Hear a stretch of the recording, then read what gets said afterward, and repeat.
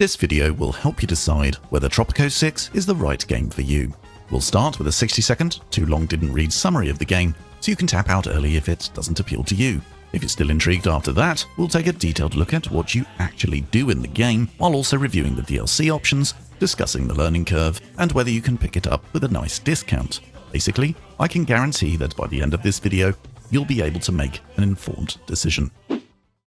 On the one hand, Tropico 6 is your typical city builder, as you build housing, streets, and factories so your workers can produce goods that are exported for cash, which you can then spend on facilities to boost your citizens' approval so they vote for you at the next election. But on the other hand, you cling on to power by bribing or imprisoning your opponents while playing the global powers against each other, asking for financial aid while filling up your private Swiss bank account. But don't be fooled by the game's comedic, light-hearted exterior, because beneath lies a genuinely challenging set of interconnected economic and political systems that will make even the most experienced city builder scratch their head as they try to turn a profit through 4 ages of the 20th century.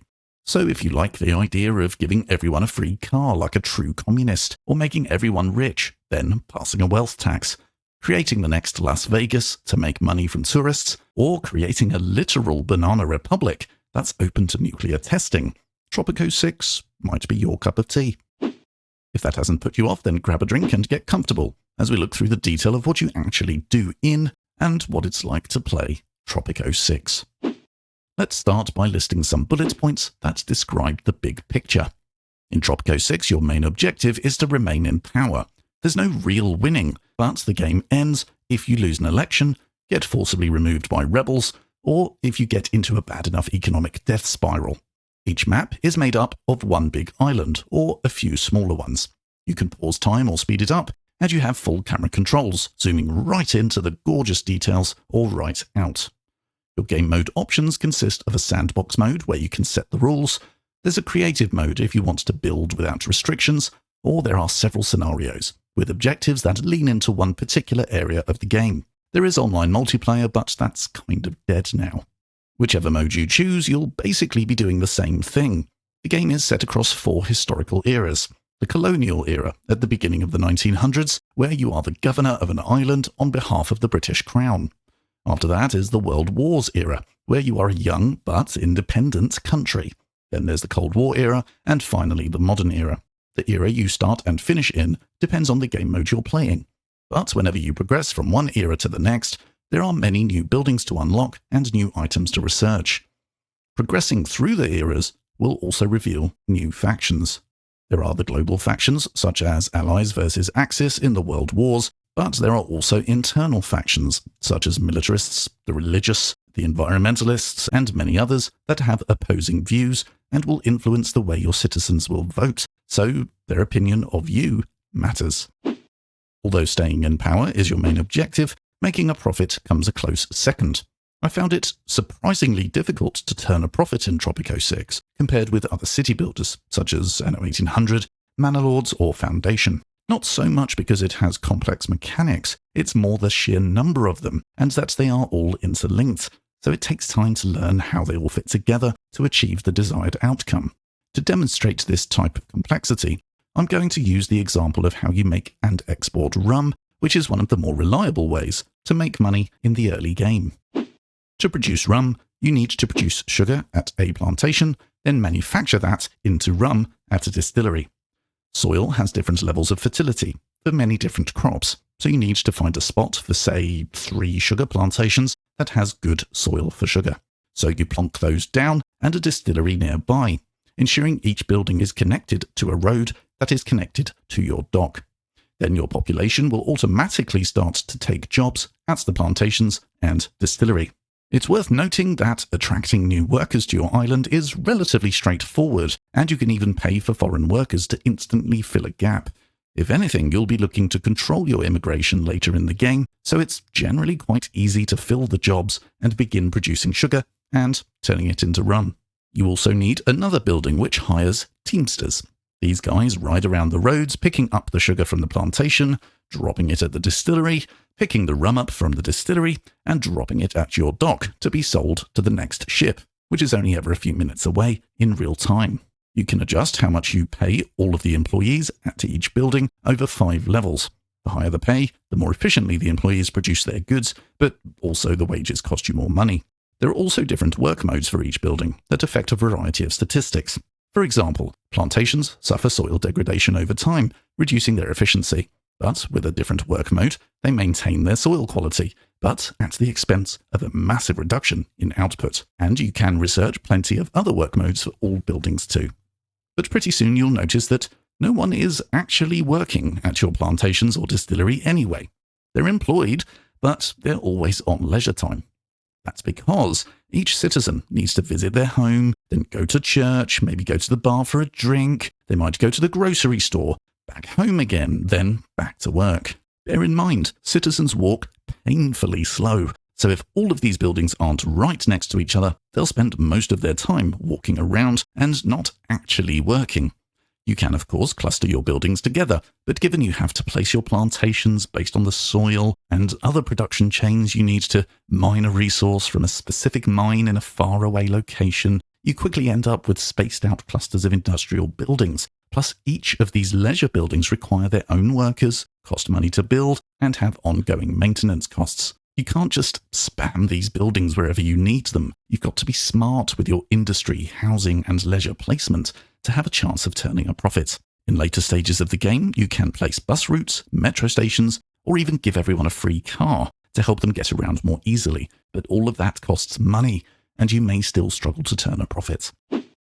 One way to boost how much profit you make is to select a good that is selling for a higher price at the moment.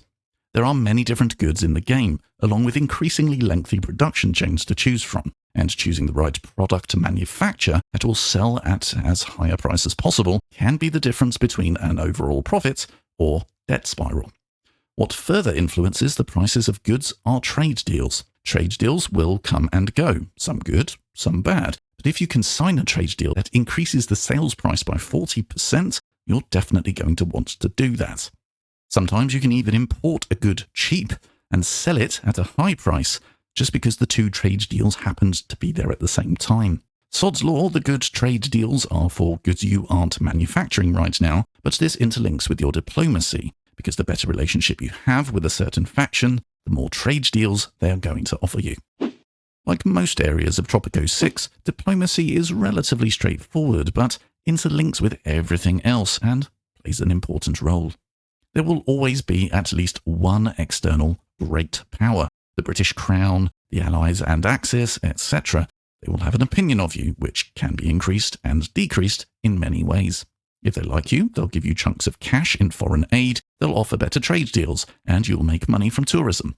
However, if they hate you, they can block trade routes, block tourism, and even invade you militarily. So you need to keep at least one of them reasonably happy. They'll occasionally ask you to do something, which you can accept and fulfill to improve relations, or you can fail or reject the request to harm relations with them. The other factions you need to care about are internal to your islands. They evolve as you progress through the game, but generally you have to deal with 4 factions that have very different views. Pleasing one by fulfilling a request, such as constructing a building or changing your constitution, often displeases at least one other. This matters big time, because most of your citizens will support one of these factions, and so the faction's opinion has a knock-on effect to your citizens' opinion of you. If it's good, they'll probably vote for you at the next election, but if it gets bad enough, they may turn to crime, or even become rebels that rise up against you militarily. Fulfilling a faction's request is a good way to gain favour with them, but there are other ways to sway opinions. For example, a newspaper set to a particular work mode can encourage citizens to move their support to a faction of your choice over time, preferably one that likes you, or you've bribed the faction leader. Issuing edicts and tweaking your constitution can make everything easier, or much worse. Edicts cost money to enact and maintain, and can have a serious impact on how your island operates, with a knock-on effect to your finances and people's opinion of you. Tweaking your constitution throughout the game can have similar effects, with your options greatly expanded as you progress through the eras.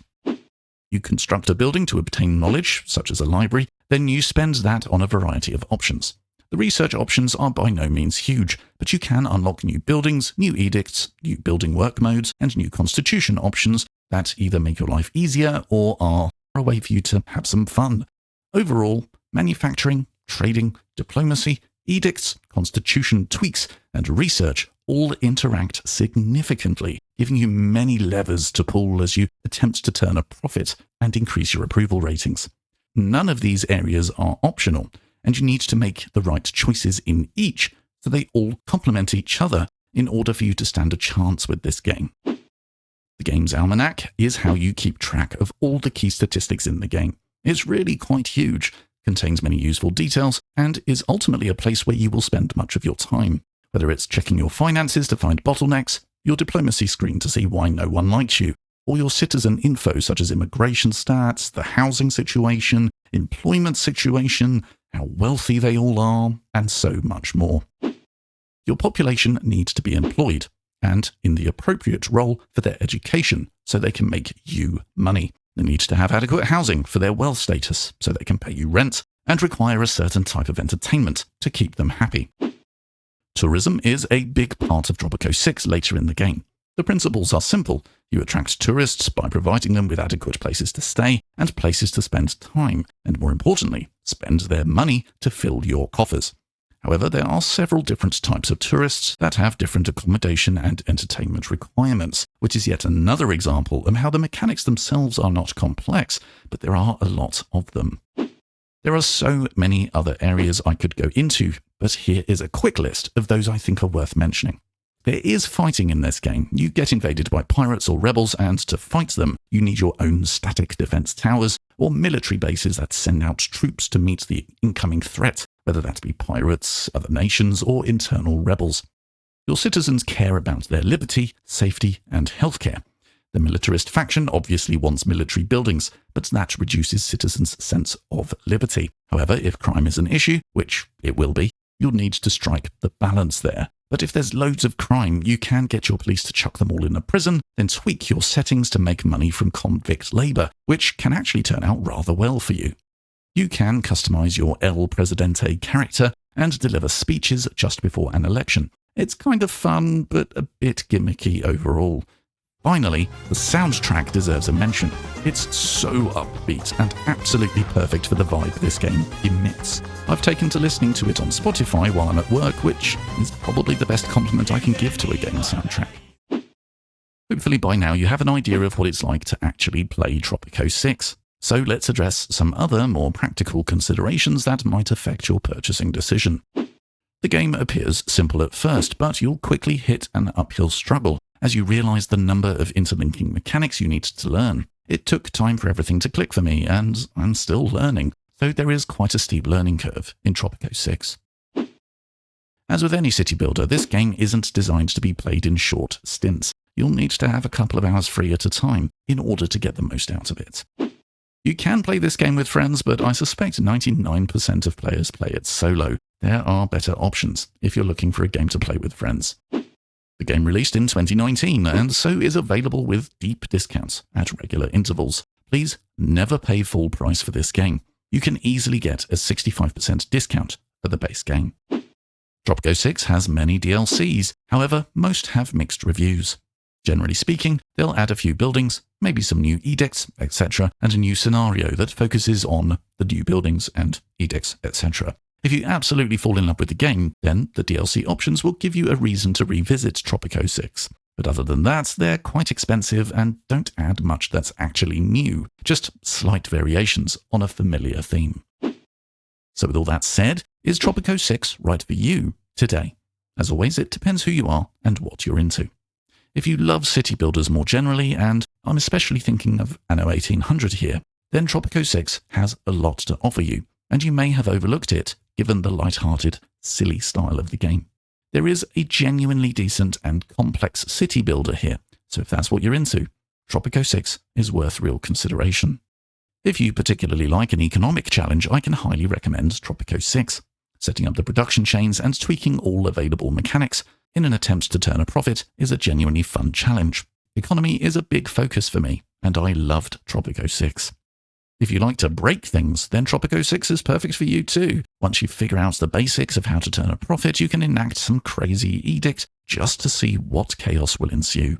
There are so many different ways to play the game. Sure, you can be nice, but you can be an absolute tyrant in so many different ways.